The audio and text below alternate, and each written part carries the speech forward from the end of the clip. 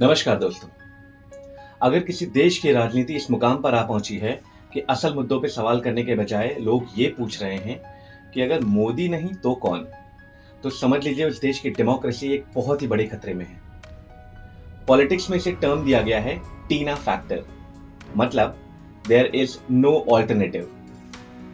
वैसे तो टीना फैक्टर किसी भी पार्टी के लिए एक फेवरेबल कंडीशन होती है, लेकिन हमारे पॉलिटिकल साइंटिस्ट का ये कहना है कि अगर ये स्थिति एक समय से ज्यादा बरकरार रह गई तो वो डेमोक्रेसी के लिए एक बहुत बड़ी चुनौती बन सकती है। आइए समझते हैं टीना फैक्टर होता क्या है। जब देश में ऐसी स्थिति हो जाए कि वोट करने के लिए आपके पास कोई विकल्प ही ना हो, मतलब नो पॉलिटिकल कंपटीशन, यानी एक ऐसी लड़ाई जो लीडर वर्सेस नो लीडर के बीच में हो, मतलब जब ऑपोजिशन में बहुत ही वीक कंटेस्टेंट हो या शायद हो ही ना। आइए इसे कुछ एग्जाम्पल से समझते हैं। जब 1970s में इंदिरा गांधी अपने पीक पर थी, तब भी लोगों को यही लगता था कि ऑपोजिशन है ही नहीं, पूरा का पूरा ऑपोजिशन तितर बितर हो चुका था। लोगों में ये नैरेटिव था कि इंदिरा इज इंडिया। इसका असर क्या हुआ? 1975 में इमरजेंसी लागू हुई, जिसके चलते suspension of fundamental rights, censorship और मास अरेस्ट हुए। तब जाके 1977 में ऑपोजिशन को यूनाइट होना पड़ा इंदिरा गांधी को हराने के लिए, और मोरारजी देसाई हमारे पीएम बने। बात करें जर्मनी की, तो एंजेला मर्केल का पॉलिटिकल डोमिनेंस बहुत ही लंबा चला।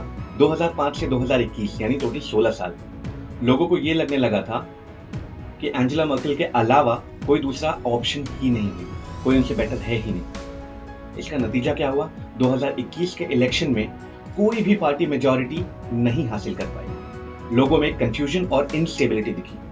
1930 में वर्ल्ड वॉर 1 के बाद जब जर्मनी हाइपर इन्फ्लेशन, अनएम्प्लॉयमेंट और ह्यूमिलेशन से जूझ रहा था, तब नाजी पार्टी ने हिटलर को ऐसे ही प्रोजेक्ट किया जैसे इकलौता वही है जो जर्मनी में प्राइड और ऑर्डर वापस से रिस्टोर कर सकता है।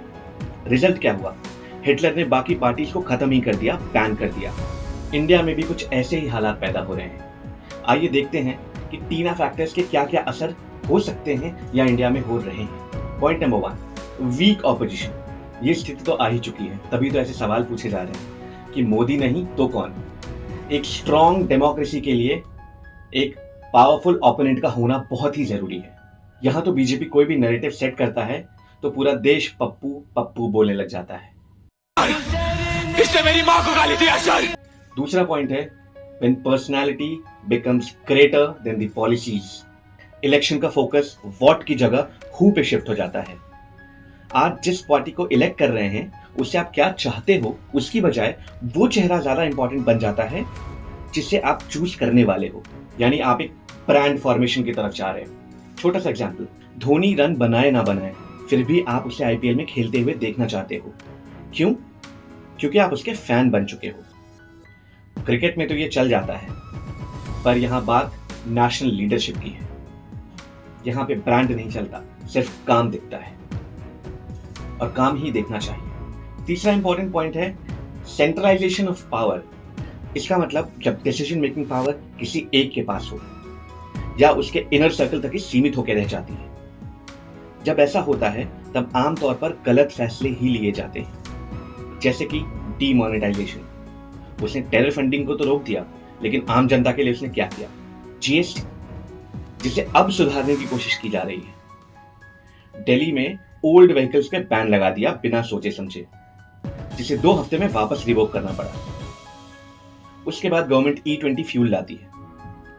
सबको पता है कि 2023 के पहले मैन्युफैक्चर्ड व्हीकल्स E20 कंपैटिबल नहीं है, मगर गवर्नमेंट को इससे क्या ही फर्क पड़ता है। हालांकि इनिशिएटिव तो अच्छा था, मगर इसे इंप्लीमेंट करने के लिए एटलीस्ट 6 से 7 साल देना था, ताकि मैक्सिमम व्हीकल्स E20 कंपैटिबल हो सके। चौथा पॉइंट है स्टैग्नेशन, मतलब ठहराव, गतिहीनता। स्टेबिलिटी तो आ जाती है, मगर कंपटीशन ना होने की वजह से नए आइडियाज और रिफॉर्म्स रुक जाते हैं। लोग सवाल करना बंद कर देते हैं। आप ही सोचिए, जिसे हारने का खतरा ही ना हो, वो नए रिफॉर्म्स और आइडियाज की बात क्यों ही करेगा भला।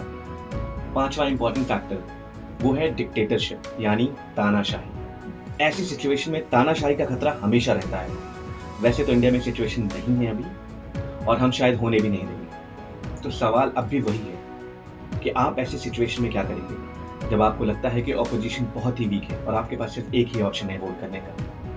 दोस्तों, आपका पूरा हक है अपना लीडर चूज करने का और उसे पसंद करने का, लेकिन आपको सवाल पूछते रहना होगा तब तक जब तक आपको जवाब नहीं मिलता। हमें और आपको ये सुनिश्चित करना है कि हमारे देश की हालत नेपाल या बांग्लादेश जैसी कभी ना हो।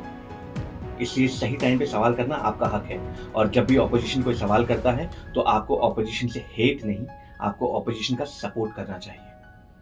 तभी एक स्ट्रांग ऑपोजिशन बनेगा और तभी इंडियन डेमोक्रेसी एक स्ट्रॉन्गर डेमोक्रेसी की तरफ बढ़ेगी। इस वीडियो में इतना ही। Thank you so much. Please like, share and subscribe. जागो भारत जागो।